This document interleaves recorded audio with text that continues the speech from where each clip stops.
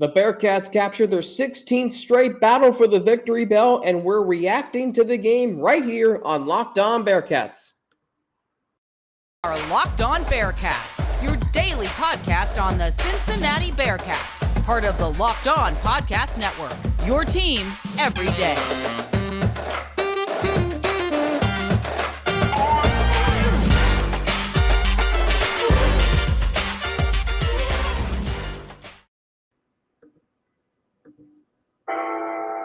Hear the bells? They're staying in Clifton. Once again, Cincinnati extending their winning streak in the battle for the victory bell to 16 straight, and they take the series lead for the first time since 1915. What a day for the Cincinnati Bearcats as they beat Miami 38-17 at Paycor Stadium, improved to 2-1 on the season. And Ben Bryant continues to get better and better each game. And so too does this Bearcats offense. Nothing like one of the great 80s rock songs of all time to get us going here. AC/DC's Hell's Bells. Where the Bearcats got Miami ringing Hell's Bells after today for the 16th straight time. Miami hasn't won a game in this series since 2005.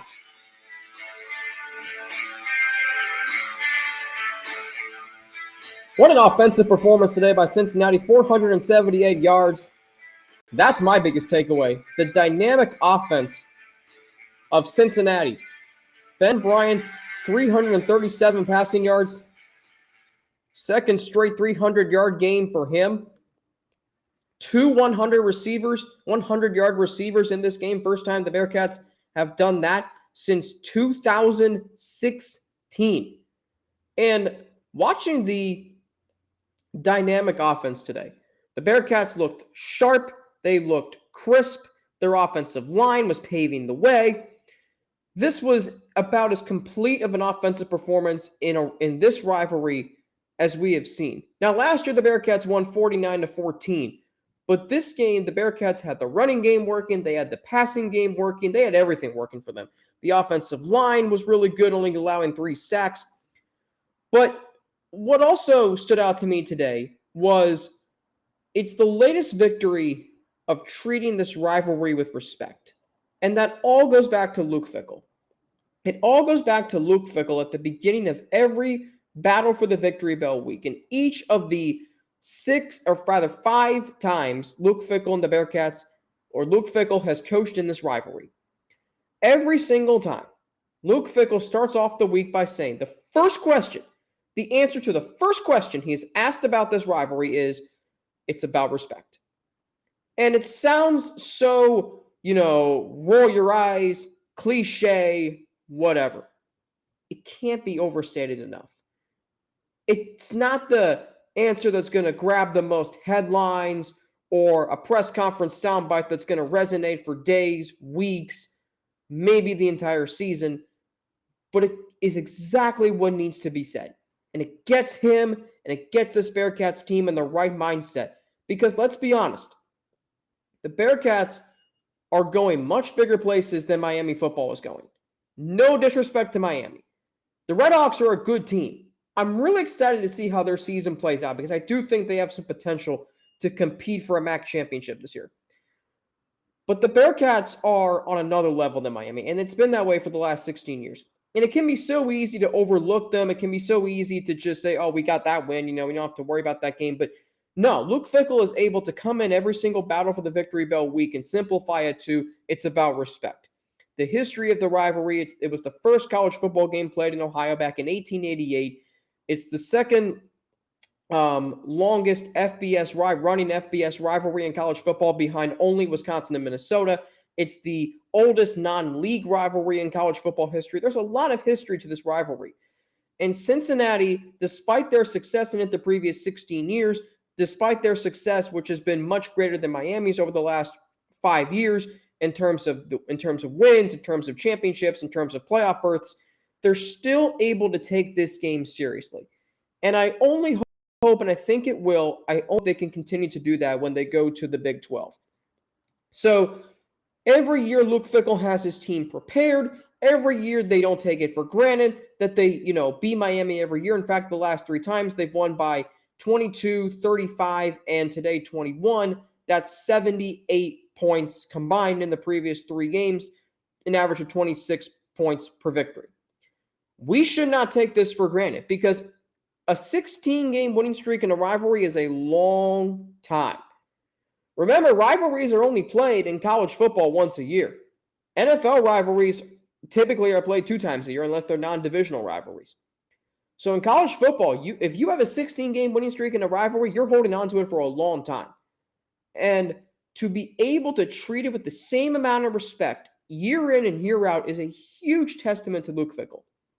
Like, when we talk about when Luke Fickell's career is all said and done here in Cincinnati, which I hope is not for a long time, and I'm sure you hope the same way, I hope that one of the things that's mentioned is the way he approached the battle for the victory bell. Because let's be honest, whether you like it or not, it is still the biggest rivalry for Cincinnati football.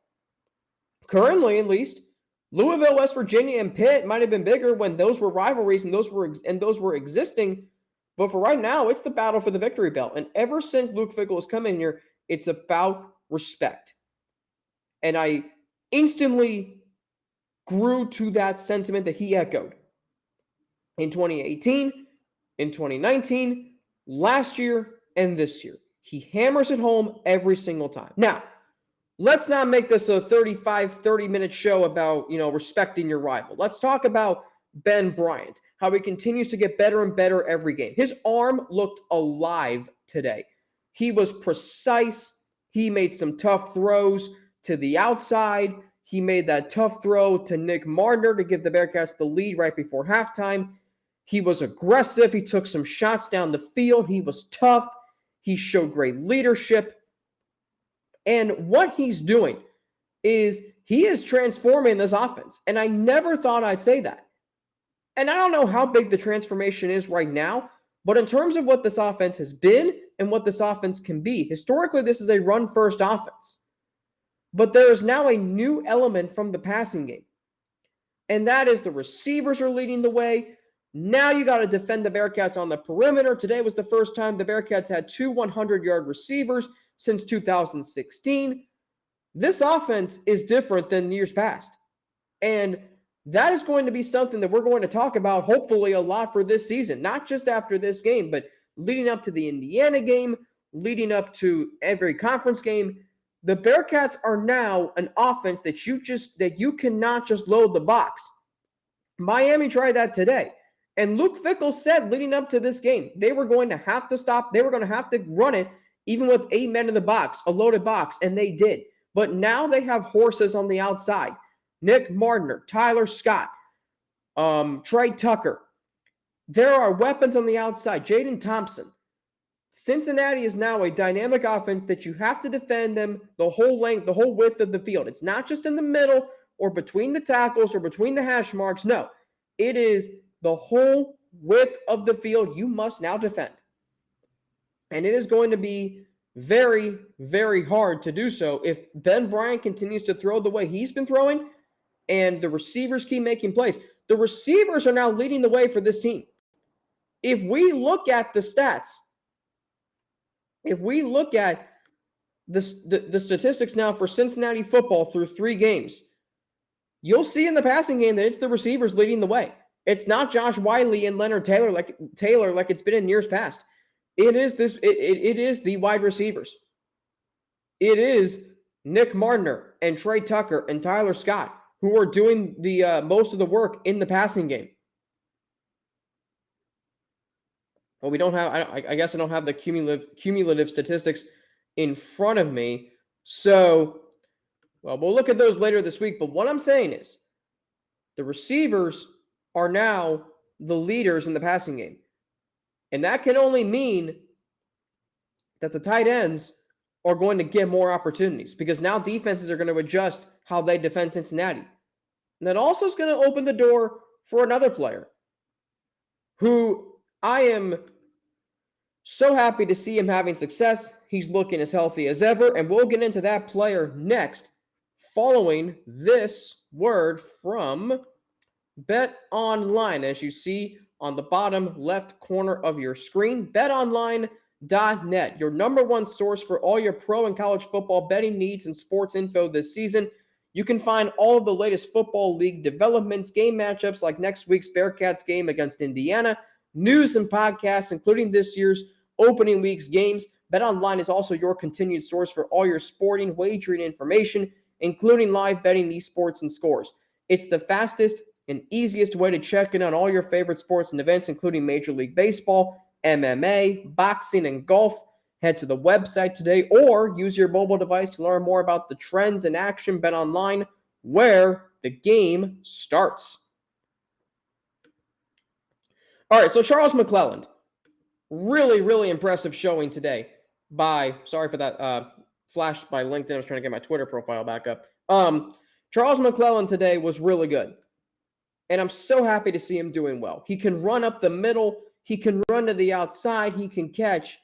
And it's interesting because remember way earlier in the offseason, leading up to the season, I said Charles McClelland can be this running back room's lead back. And then I kind of thought about, well, I'm just forgetting that Corey Kiner's here, and he should be, but I think it's going to be Charles McClelland. Through 3 games, you can look at this running back room and say, yep, Charles McClelland is the best running back. He's been the best running back on this team through the first 3 weeks of the season, and today's performance was incredible. He was effective running the football. He had a couple catches, and what you're seeing is exactly what I've been saying all offseason and exactly what we have seen throughout McClelland's career is when he is healthy, he is this team's best player. He makes this offense hard to defend. He makes this offense more dynamic. He makes it more versatile because what he can do is, and notice he's a little thin. I think he's a little thinner than he's been in years past. Now he can run up the middle. He can knife his way through the defense. He can run to the outside. He can catch out of the backfield. He can take screens for yards after the catch. He is extremely versatile to this offense. And on an offense that, let's be honest, is kind of going through a little identity change, the fact that Charles McClelland is still able to do what he's been able to do throughout his career, but now he's healthy, this offense is really starting to take off. I mean, look at the first 3 games. Yeah, they only scored, 24 points in their first 24 points in their first game, all of those coming in the second half. They scored 63 points last week, so that's up to 87 and 38 today. They're up to 125 points through their first 3 games. They're averaging just over, they're averaging just over, don't math, don't fail me now. They're averaging 41.7 points per game. That's still really good through 4 games. And McClelland is a big part of that. Here's the thing. Charles McClelland is emerging as the lead back because of all he can do. He's the veteran of the group. He runs hard. And if teams are going to start adjusting to the outside receivers like Nick Martiner and Trey Tucker and Tyler Scott, they might forget to focus on McClelland. And that's going to only open doors for him. Now that this Bearcats offense has an extra wrinkle to it, which is, hey, we can throw to the outside to our receivers, and they can play a big role in our passing game. That's only going to open the door for Charles McClelland to keep churning those legs and keep getting those yards. It really is. And that is only going to make this offense harder to stop. Now, another reason he's been running so well, the offensive line. It's really, really been good. They've given up some sacks. They gave up 3 today. That's 1 too many, I would say. But at the same time, considering that they, went through a change at left tackle, James Tunstall, and that's a position that I would still say is not up to standard yet. But you look at Jeremy Cooper's been stout. You look at Gavin Gerhardt has filled in admirably through the first 3 weeks of the season. You look at Dylan O'Quinn's been a stalwart. Joe Huber's been really good. So this is an offensive line that is still really functioning well, and they're allowing Charles McClelland to knife his way through and pick up those yards. Like, He had 18 carries for 101 yards today.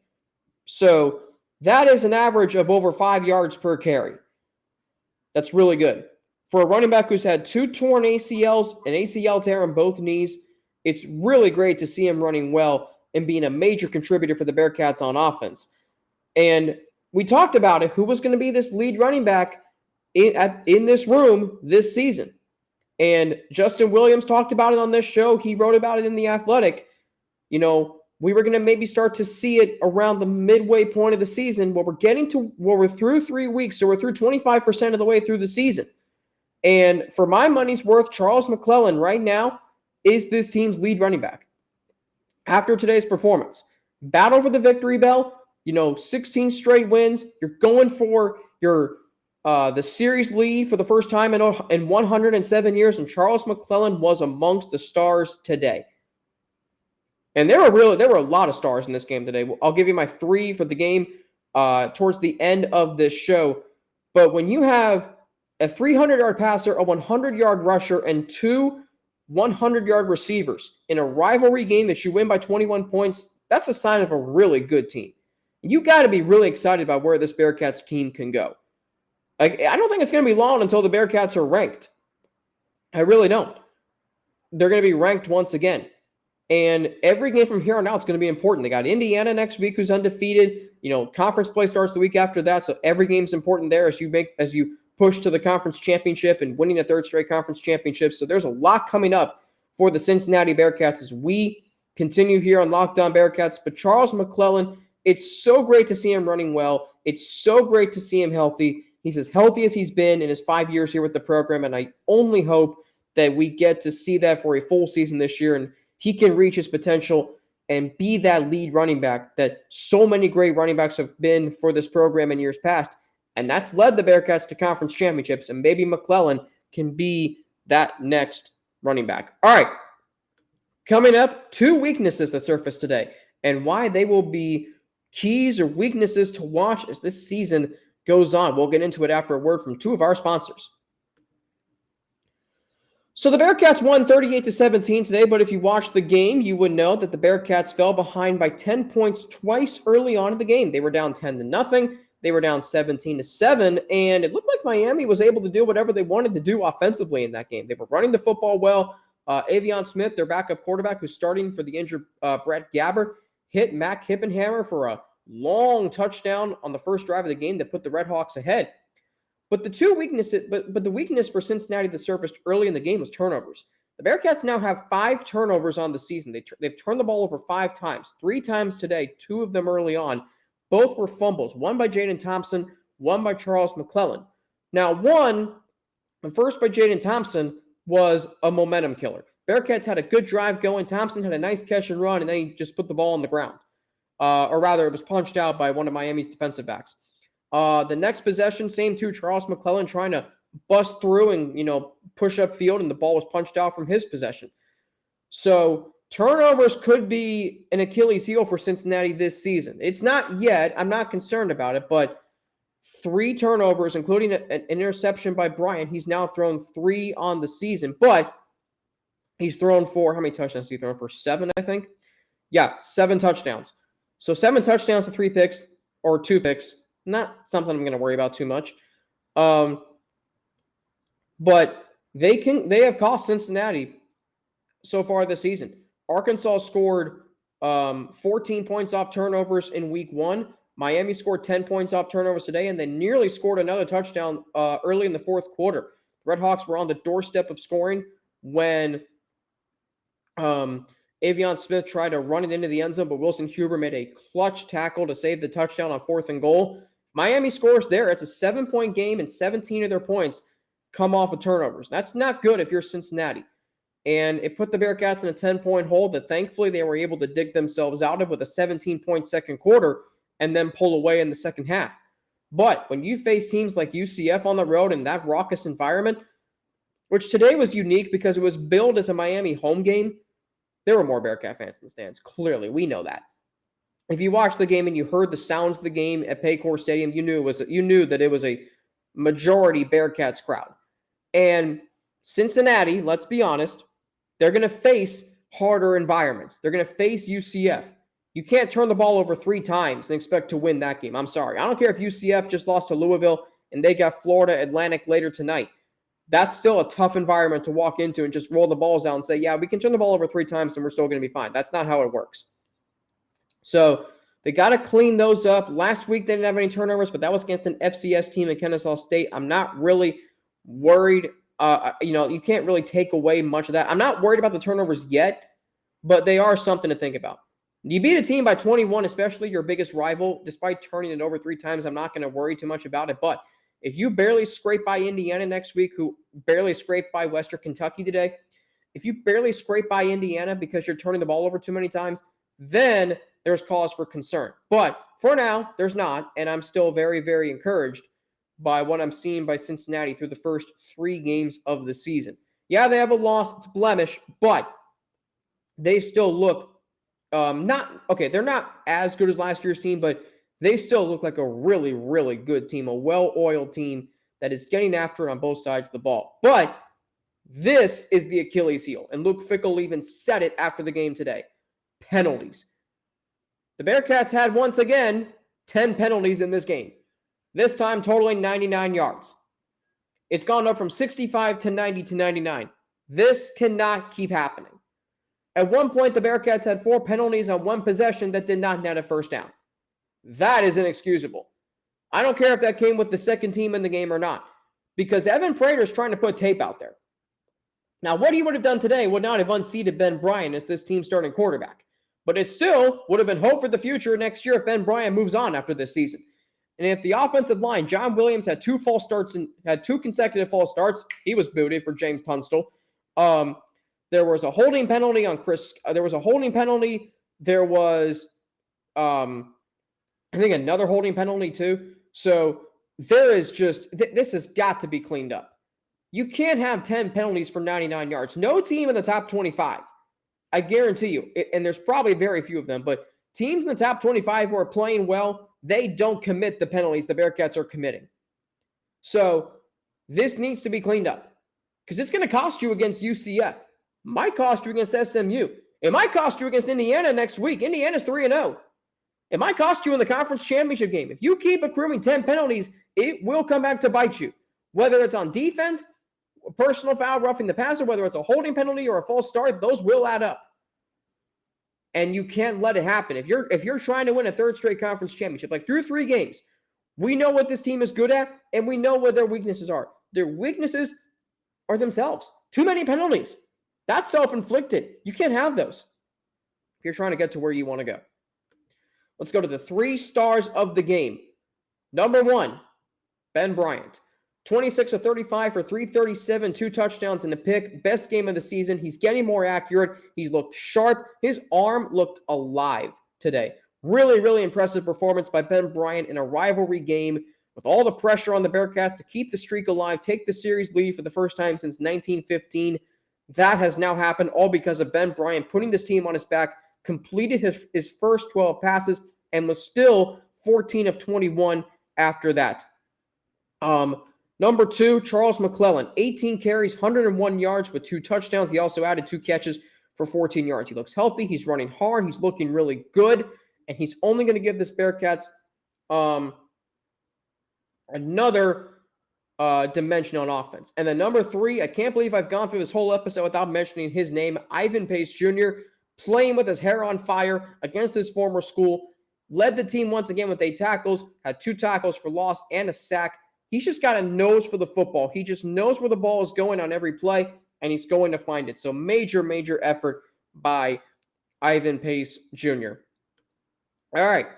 That's going to do it for me today here on Locked On Bearcats. Finished it out on a high note with 3 stars of the game. We'll do it all over again next Saturday against Indiana at either 3:30 or 4. Kickoff will either be at 3:30 on ESPN2 or 4 o'clock on ESPNU. We'll find out as we roll right on in this 2022 season. Tuesday, we got the turning points from this game today. Wednesday, we got film review and takeaways, and also new adjustments to the week. I'm going to start to post Wednesday's show early Wednesday morning, both on YouTube and audio, so I can gather some stuff from Luke Fickell's weekly presser on Tuesday and his radio show Tuesday night in case he says some important things that happened earlier this week.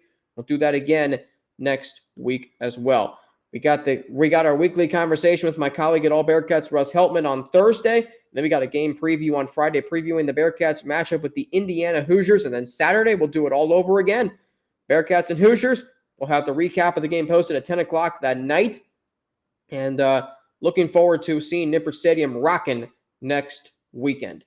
Thank you, as always, for making Locked On Bearcats your first listen of every day. We are free and available everywhere you get your podcasts and on YouTube. Did I not say my name at the beginning? Well, my name was up, so you saw it. My name is Alex Frank, your host each and every day here on Locked On Bearcats. You can follow me on Twitter at Frankie_Natty with 2 N's and an ATI. You can follow me on Instagram, AlexFrank9_, or email me at alex3frank@gmail.com, all lowercase. And don't forget to subscribe to our Locked On Bearcats YouTube channel. Follow us, too, to get an alert every time we drop a new episode. Wow. Great start to the football weekend here in Cincinnati. How about for your second listen? Get more on the Big 12 by making Locked On Big 12 your second listen with everyday host Josh Neighbors and the local experts of Locked On as they take you across the conference in 30 minutes. Locked On Big 12, your second listen. That's Locked On Big 12. Good start to the football weekend here in Cincinnati. The Bengals and Cowboys tomorrow, 4:25 on CBS. Jim Nantz, Tony Romo, Tracy Wolfson on the call. You can also listen to the game locally on ESPN 1530. 102.7 WEBN and 700 WLW following Reds at Cardinals.